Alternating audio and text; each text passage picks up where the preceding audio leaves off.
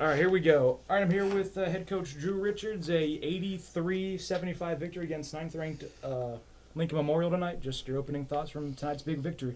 Well, that's a really good Lincoln team. First thoughts. I mean, they're very talented. They play legit. 10 guys deep.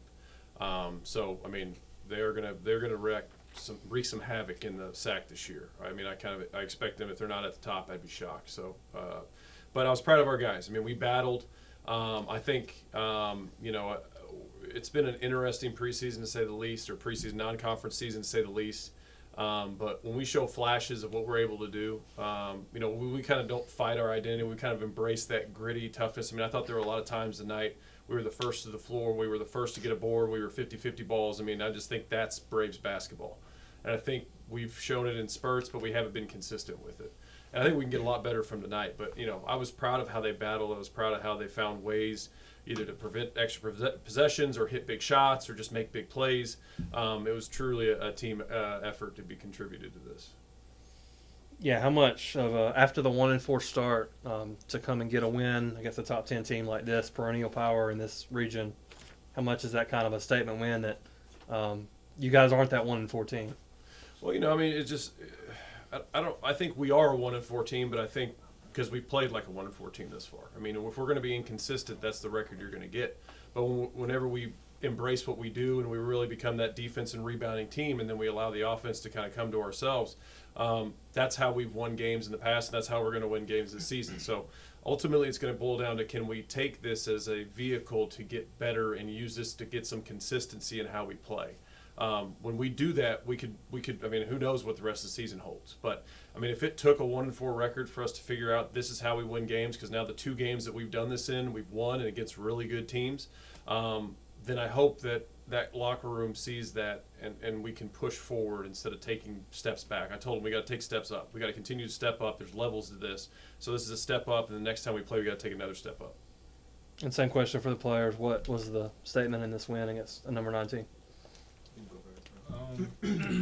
Kind of keeping a level head throughout the game. I know guys like me kind of got out of myself a little bit. I had a rough start, but guys like Brad, the leaders on our team, keeping me in it, telling me to stay down, it's going to come to me, things like that. And throughout this game, their leadership eventually got us that dub.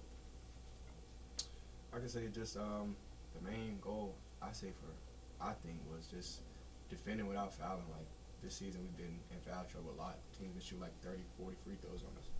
So I just say if we finish possessions and guard honest defense, we'll be in a great position. And I think they led by 9 at one point there in the second half, about midway through the half. How did you overcome that deficit when it kind of looked like it was getting away from you, and then boom, big run, and y'all are right there back in it? It's been kind of funny because it's kind of like happened to us a bunch this year. It's like it's either we got 2 ways to go. We're going to just throw in a towel, or we're going to keep working hard to try to cut the deficit, and that's what we did today. Yeah, when we got down 9, it was kind of a gut check. I'm like, okay, I'm really interested to see if it's the team that we've been a couple games before this, and we're kind of just gonna stay even and not improve, or are we gonna actually use this as motivation to fight back? And so, like I told Dallas, Dallas, I know Brad, and we had a lot of big guys make plays, but Dallas struggling for a majority of the game, and then coming in at the end and rebounding and making a big 3. That's that fight that we need. And I told him I'm not expecting to be perfect. I know we're not going to be perfect, but there's things that we can control on the basketball floor, and that's our effort, that's our attitude, and that's the defense and rebounding. And I thought in that moment that was kind of that check of, okay, are we going to be the team that we're destined to be this season, or are we going to revert back to what we've been before this game? And so I was proud to see that. I hope that builds some confidence that when teams make runs, we know we're going to still have a chance to win the game if we keep fighting and we keep persevering through that adversity. So I hope that's kind of a turning point where if we encounter that same kind of situation in the game, that we're able to overcome it. You guys shot 29 of 29 from the line tonight. Obviously, free throws have been crucial for you guys, but how important was it to just go shoot perfectly 100% from the line? I said the same thing. If we don't shoot free throws, I don't talk about free throws. It's not something that the guys get in the gym, they work on them. Sometimes we make them, sometimes we don't. I'm proud that we went 29 for 29, but we don't talk about free throws. The guys put enough work in. It's not something we need to talk about whether we shoot them good or not. And then you guys had 5 guys who finished with 4 fouls in the game. How important was it maybe keep everyone out of that last foul trouble versus LMU who had one of their Ennis kind of check out? But how important was it to keep everyone in the game and avoid that foul trouble? You guys kept going around and around. Well, this season has been an adjustment for me as a coach because we don't have the depth sometimes that we typically have had in the past. So I'm having to mix up defenses a little bit more than we have in the past. So I have to adjust whenever we got kind of our top dogs with foul trouble. We're going to have to play and switch up defenses and do different things.